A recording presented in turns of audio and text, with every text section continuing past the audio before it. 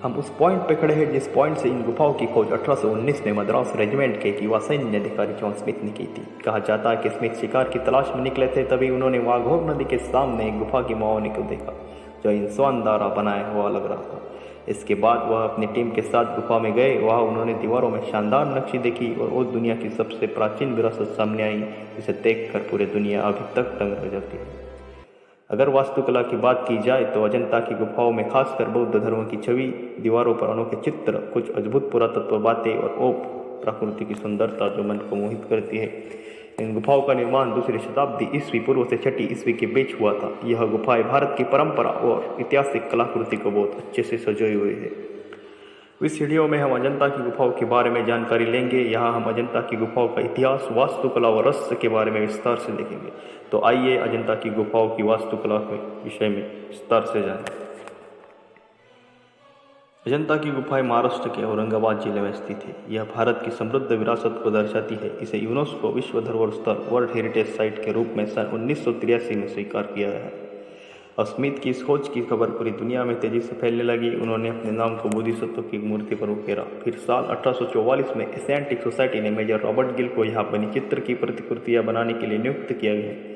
लेकिन रॉबर्ट गिल के लिए यह काम करना आसान नहीं था, क्योंकि यह भीषण गर्मी, वन्यजीवों का खतरा होने के साथ साथ ही भिल्ला आदिवासियों का भी खतरा था। भिल्ला आदिवासी काफ़ी उग्र थे और उन पर ना तो कभी किसी भारतीय शासक ने हमला करने की हिम्मत दिखाई और न ही आधुनिक हथियारों से लैस अंग्रेजी सेना ने। रस्सियाँ और सीढ़ियों की मदद से रॉबर्ट गिल गुफा के अंदर गए और वहाँ शानदार वास्तुकला, मूर्तिकला को देखकर हैरान रह गए।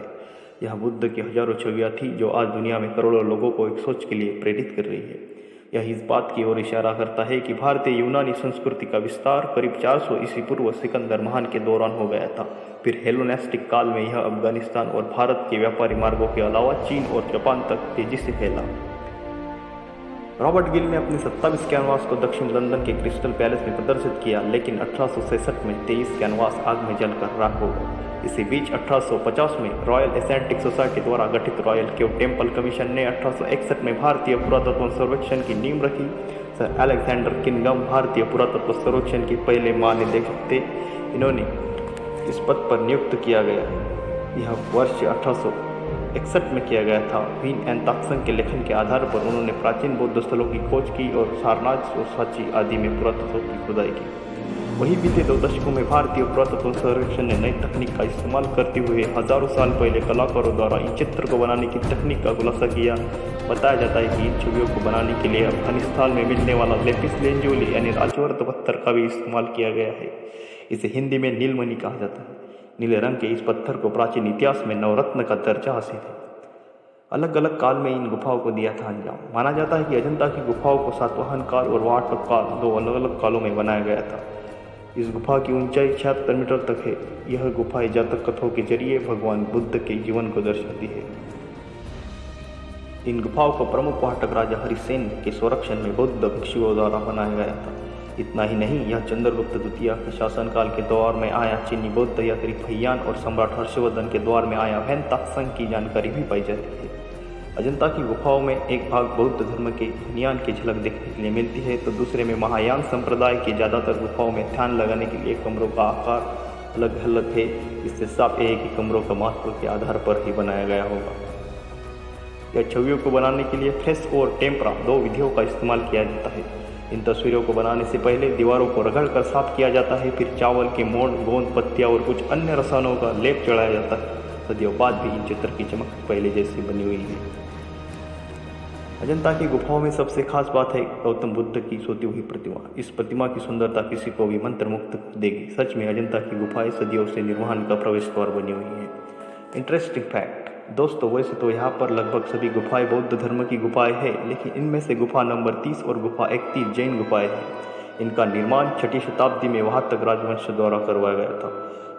यह इस बात का प्रमाण है कि गुफा 30 में महावीर भगवान की सिंहासन पर बैठी हुई पेंटिंग, गुफा नंबर 31 जो कि विहार गुफा की श्रेणी में आती है, यहाँ पर बहुत से छोटे छोटे कमरे जैन लोगों के लिए है, जैसे कि यह साबित होता है कि जैन भी यहाँ रहा करते थे।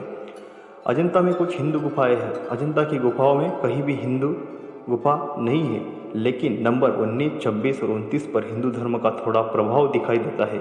इन गुफाओं में मूर्तियों में हिंदू देवी देवताओं की छाप है, लेकिन यह गुफाएं भी बौद्ध धर्म के लिए बनाई गई थी और बाद में हिंदू धर्म की इस पर छाप छोड़ी गई।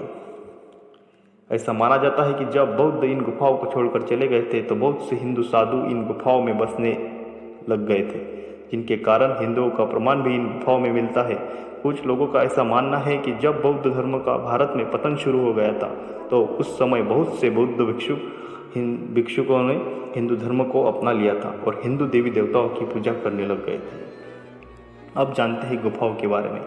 अजंता की गुफाओं को दीवारों और छतों पर भगवान बुद्ध के जीवन और शिक्षाओं का नक्शी और चित्र के द्वारा बताया गया है। अब जानते हैं गुफाओं के बारे में। अजंता की गुफाओं की दीवारों और छतों पर भगवान बुद्ध के जीवन और शिक्षाओं को नक्शी चित्र के द्वारा बताया गया है। अजंता में कुल 23 गुफाएं हैं। आपको पुराने लोगों की प्रतिभा और अतीत की याद दिलाती है। अजंता की गुफाओं में 24 बुद्ध विहार, 5 हिंदू मंदिर हैं। इन सभी में गुफा 1, 3, 4, 16, 17 सबसे सुंदर गुफा है और 26वीं जो गुफा है बुद्ध की पुनर्निर्मित प्रसिद्ध प्रतिमा के लिए स्थित है। इन सभी गुफाओं की खुदाई लगभग यू आकार की खड़ी चट्टान स्कॉर्पियो पर की गई है, जिनकी ऊंचाई लगभग 76 मीटर तक है। गुफा संख्या 1 बुद्ध तीर्थ। गुफा नंबर 1 अजंता की सबसे महत्वपूर्ण गुफा है। यहाँ पर बौद्ध धर्म के लिए विख्यात एक बहुत बड़ा स्तूप है और भगवान की बहुत सारी मूर्तियाँ हैं और भगवान बुद्ध से जुड़ी कई पेंटिंग्स आपको यहाँ देखने को मिलती है। गुफा संख्या 2 बुद्ध चित्र। गुफा संख्या 2 में चारों तरफ से सुंदर पेंटिंग्स है, जिसके कारण यह गुफा बहुत विख्यात है कि छतों पर शानदार पेंटिंग बनाई गई है जो टूरिस्ट को बहुत अधिक अट्रैक्ट करती है, अपने और आकर्षित करती है। यहाँ पर बहुत सारे बुद्ध भिक्षुकों की भी पेंटिंग्स है। गुफा संख्या 4 बौद्ध की मूर्ति। भगवान गौतम बुद्ध की बहुत बड़ी मूर्ति के कारण विख्यात है। इसी के साथ साथ यहाँ पर भगवान बुद्ध से जुड़ी बहुत सारे चित्र है। गुफा संख्या 10 नक्शीदार खंभे। गुफा संख्या 10 अपने नक्शीदार खंभों और स्तूपों के कारण विख्यात है। यहाँ पर नक्शीदार खंभे जिन पर बहुत बेहतरीन डिजाइन किया गया है। ऐतिहासिक फिल्में देखना पसंद करते हैं तो मैं आपको सजेस्ट करना चाहता हूँ मराठी में बनाई हुई ये फिल्म अजिंठा, जो कि रॉबर्ट गिल के जीवन की अद्वितीय कथा और रहस्य के बारे में बताती है। तो इसका ट्रेलर हम देखते हैं और इसके बाद हम अपनी जानकारी कंटिन्यू करते हैं। तो देखते हैं इसका ट्रेलर।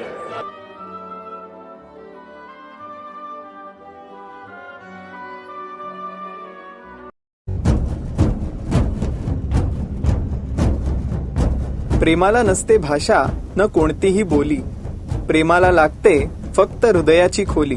याच तर्कावर रचली गेली आहे एक अनोखी प्रेमकथा अजिंठा। एक आदिवासी युवती व ब्रिटिश युवकाची एक अजब प्रेम कहाणी। रानावनात वाढलेली पारो निसर्गासारखीच निर्मळ ती लेनपूर गावात राहते। एक उत्कृष्ट नर्तिका असलेल्या पारोकडे एक अनोखी कला असते, फुले पाने यातून नैसर्गिक रंग बनवायची। तिच्या आयुष्यात एक वेगळेच वळण येते जेव्हा ब्रिटिश अधिकारी मेजर रॉबर्ट गिलचं तिच्या आयुष्यात आगमन होतं। मेजर रॉबर्ट गिल हा भारतीय संस्कृतीवर प्रेम करणारा ब्रिटिश ऑफिसर भारतात येतो। What is your opinion about our country? It's peaceful.